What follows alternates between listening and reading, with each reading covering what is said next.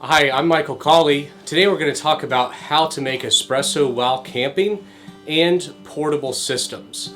All of us, whenever we go into an organization, we take who we are with us. You, in who you are a system. And today I'm going to talk about how to help you take yourself into your organization in a way in which you provoke the system. I'm Michael Cauley, and I help you bring more of who you are to what you do.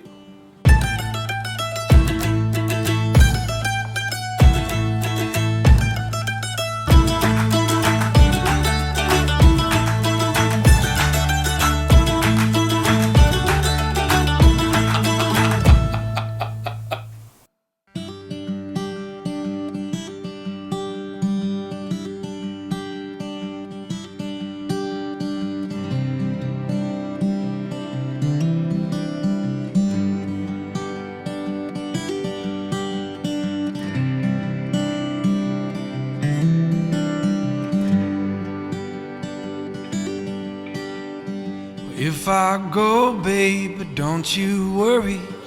If I go, my time has come. And remember, not all who wander are lost. Child, remember, not all who wander are lost.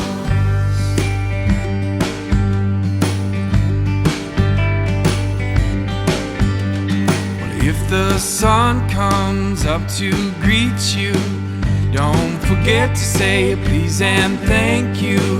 And remember, not all who wander are lost.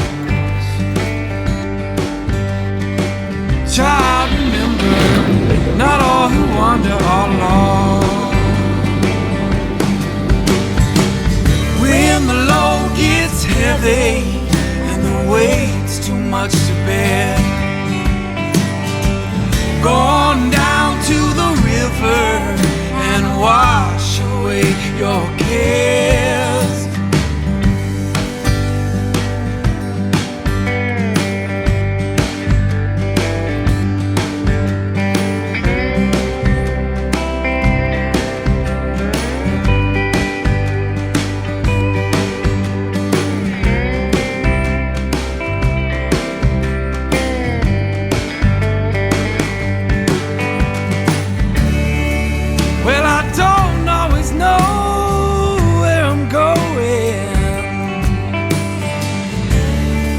But I'm certain that I'll get there. And I don't always know what I'm saying. Oh, but someday, yeah, someday I will, I swear. If I go, baby, don't you worry. If I go, my time has come. And remember, not all who wander are lost.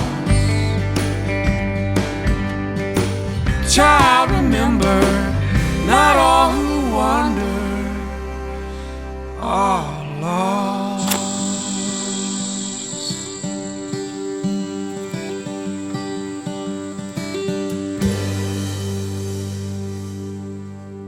Max and I are on the trail today, and we're going to be camping a little later. I'm going to show you how to make espresso while camping using a Handpresso, which is a great little espresso product that I picked up a few years ago and makes a really good shot of espresso for when you're camping. It's easy to do.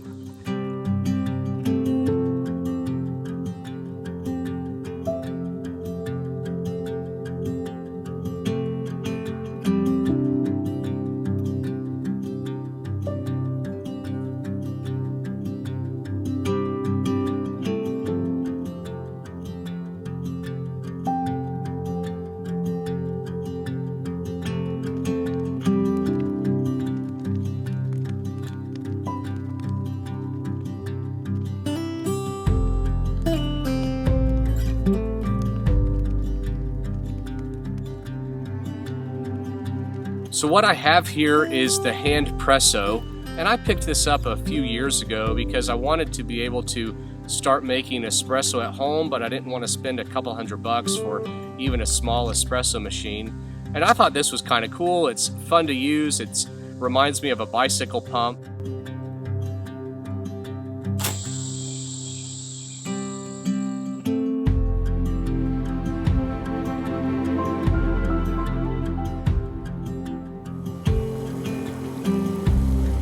So what you do is I just picked one of these up and you grind the beans, and for this grind I already have it set to an espresso grind, and because I use this grind with this Handpresso, I bought a Hario Mill Mini because I wanted to be able to take it all backpacking when we go backpacking as a family.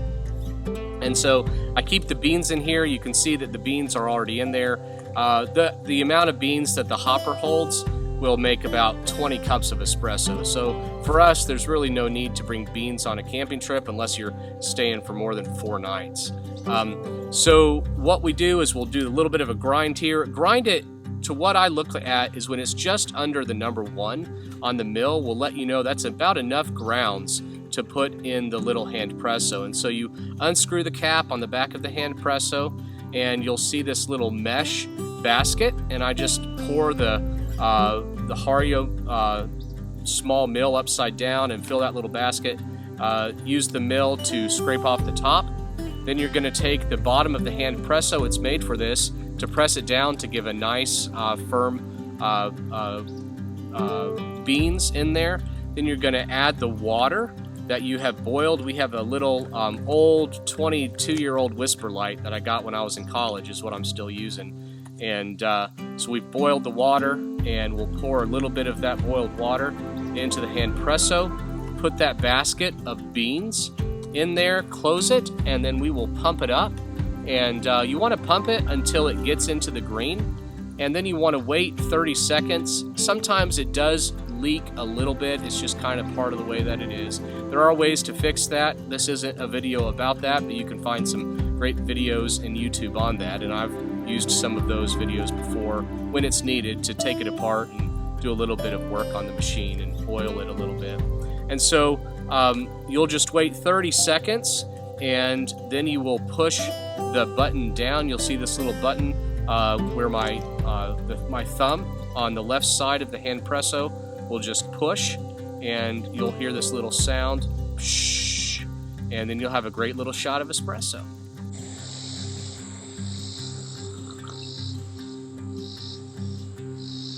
Nice.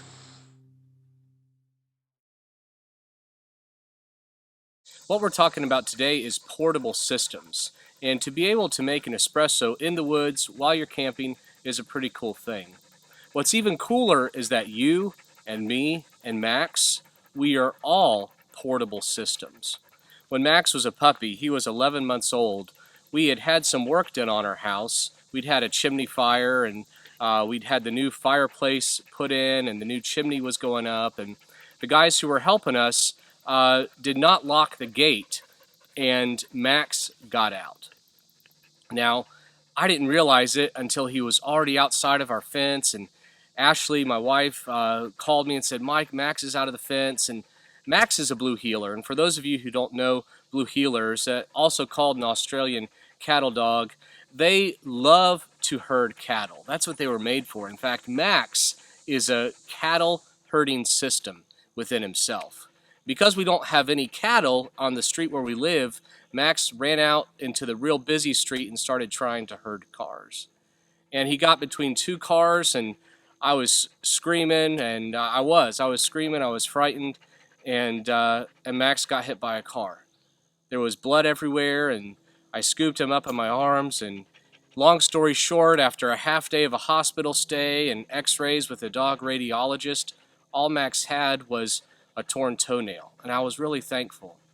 But I started thinking as the years have gone by, and as I've struggled in the organizations that I've been a part of, and wondered, was there something wrong with me that made me feel like I wasn't a fit, where I was bred to chase cars like Max, or bred to chase cattle, but I ended up chasing cars. And the truth is that all of us, whenever we go into an organization, who we are brings challenges to that organization for better and for worse. And this is most clearly seen by people who are high performers or low performers. When I'm a high potential or a high performer, the organization invests in me, whether they send me to seminars or give me books to read or pay for me to go to school. And in that, the goal is for me to learn something that I don't know in order to improve who I am, so I can bring more of who I am and what I know into that organization. The challenge that I experienced early on in my first career was that when I went to the seminar that I received as a reward for being a high performer that year, I came back and talked to my boss and wanted to implement some of the things I learned. And he was very nice, but he said, you know, we really don't care about that. Why don't you just keep doing things the way they are? And it really surprised me because I thought, well, then why did you pay for me to go to the seminar? The same thing happens with someone who is not performing well. If they get on a PIP, a performance improvement plan, and should they choose to begin to correct through the action of maybe the company has hired an executive coach for them, and they begin to improve who they are, which begins to improve the processes of how they do their work in the system may not recognize them because they're operating in a different capacity than they did before. Because each of us are a mini system that is connecting to a larger system in an organization. So what do we do when we recognize that we have provoked the system? Well, there's a couple things that we can do. The first is that we can just be patient and present with who we are. This is who I am. I'm not changing. It's probably better for me right now if I don't just try to change jobs and run outside of that organization. So let me take a big picture look at this and start to understand, again, like we talked about in the last video, that systems aren't personal.